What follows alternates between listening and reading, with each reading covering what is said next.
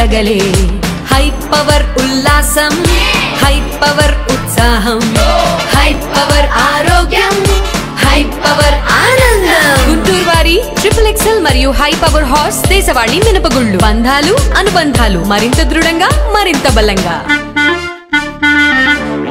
కూటమి నేతల అరాచకాలతో ప్రజల్లో తిరుగుబాటు మొదలైందని YCP central office incharge MLC Leelapireddy తెలిపారు. రాష్ట్రంలో ప్రజాస్వామ్యాన్ని ముఖ్యమంత్రి చంద్రబాబు కూని చేస్తున్నారని మండిపడ్డారు. తాడేపల్లి వైసీపీ కేంద్ర కార్యాలయంలో గురువారం మీడియాతో మాట్లాడుతూ రాష్ట్రంలో తాజా స్థానిక సంస్థల ఉప ఎన్నికల్లో అడ్డదోవలో పదవుల్ని దక్కించుకునేందుకు కూటమి పార్టీలు అత్యంత నీచమైన దిగజారుడు రాజకీయానికి పాల్పడ్డాయని ఆగ్రహం వ్యక్తం చేశారు. తమకు బలం లేకపోయినా బెదిరింపులు కేసులతో వేధింపులతో ఏదో ఒక విధంగా పదవుల్ని చేజిక్కించుకునేందుకు కుటీల రాజకీయంతో బరి తెగించారని ధ్వజమెత్తారు. ప్రజాస్వామ్య విలువలు ఉండవా? ప్రజాస్వామ్య ఎన్నిక ద్వారా ఎన్నికైనటువంటి సభ్యులు తమ ఓటు హక్కును వినియోగించుకోవడానికి అవకాశాలు లేవని అనేక మంది మిత్రులు ఇతర రాష్ట్రాల్లో ఉన్నటువంటి వాళ్ళందరూ కూడా అడుగుతా ఉంటే నాకు గుర్తుకొస్తా ఉంది. 2 దశాబ్దాల కిందట బీహార్లో ఏ విధమైనటువంటి తుపాకీ సంస్కృతి ఉంటుందో, భయపెడతామో, బెదిరించడమో, ఈ 2 కాకపోతే దాడులు చేయటమో, అది కూడా కాకపోతే ఇవాళ మరో కొత్త మార్గాన్ని ఎంచుకొని అధికార యంత్రాంగాన్ని అడ్డం పెట్టుకుని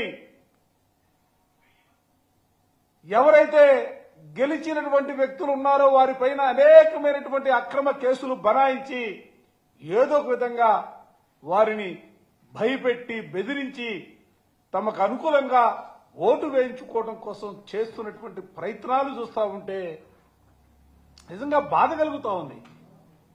ఎందుకంటే మాటలు చూస్తే మీరు చూస్తూ ఉన్నారు. నేను ఎందుకంటే ఇవాళ మీ ద్వారా రాష్ట్రంలో జరుగుతున్నటువంటి పరిణామాలకు కూడా ప్రజాస్వామ్యవాదులతో పాటుగా ప్రజలు కూడా గమనించమని చెప్పి నేను కోరుతా ఉన్నా. మీరు ఏం చెప్తా ఉన్నారు? చంద్రబాబు నాయుడు గారు 40 సంవత్సరాల ఇండస్ట్రీ, 3 సార్లు ముఖ్యమంత్రి, ఈ రాష్ట్రంలో ప్రజాస్వామ్యాన్ని నేను తప్ప ఎవరు కూడా కాపాడలేరు, దాన్ని ముందుకు తీసుకెళ్లరే ఆయన మాట్లాడుతున్నటువంటి మాటలు ఈ మధ్యకాలంలో చూసాం. ఏ రాజకీయ పార్టీకి సంబంధించినటువంటి వ్యక్తులైనా కూడా వాళ్ళు మా పార్టీలోకి రావాలంటే వాళ్ళు రాజీనామాలు చేసిన తర్వాతనే వాళ్ళ పదవుల్ని త్యజించిన తరువాతనే మా పార్టీలో చేర్చుకుంటామని ఆయన మాట్లాడుతున్నటువంటి మాటలు, ఆయన చేస్తున్నటువంటి చేతలు చూస్తూ ఉంటే ఎక్కడైనా కూడా పొంతన కనీసమైనటువంటి పొంతన ఉందా అని అడుగుతా ఉన్నా. ఎందుకు ఇంత దౌర్భాగ్యమైనటువంటి రాజకీయాలు?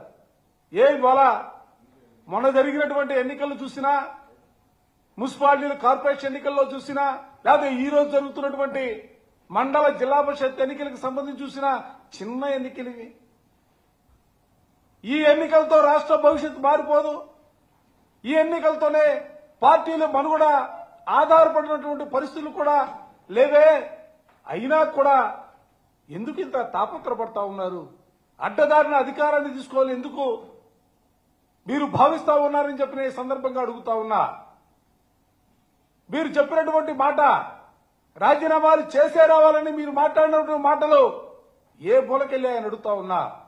ప్రజాస్వామ్యాన్ని ఈ రాష్ట్రంలో ఏ దిశగా మీరు తీసుకెళ్లాలనే ఆలోచనతో ముందుకు సాగుతున్నారని అడుగుతా ఉన్నా. ఇవాళ రాష్ట్రంలో 52 చోట్ల ఎన్నికలు జరిగాయి. 52 చోట్ల ఎన్నికలు జరిగితే 52 చోట్ల కూడా వైఎస్ఆర్ కాంగ్రెస్ పార్టీకి సంపూర్ణమైనటువంటి మద్దతు ఉన్నటువంటి పరిస్థితులు ఉన్నాయే. ఈ పరిస్థితుల్లో మీరు ఏ విధంగా గెలవాలని కోరుకుంటా ఉన్నారు? ఏ పార్టీ సింబల్ పైన గెలిచినటువంటి వ్యక్తులు మీ పార్టీ అభ్యర్థులుగా ప్రకటిస్తా ఉన్నారు? దయచేసి ఆలోచన చేయాలా.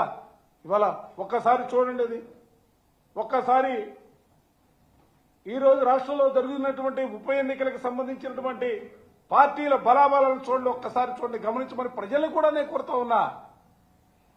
ఈ ఎన్నికలతోనే మా భవిష్యత్తు ముడిపడలేదు.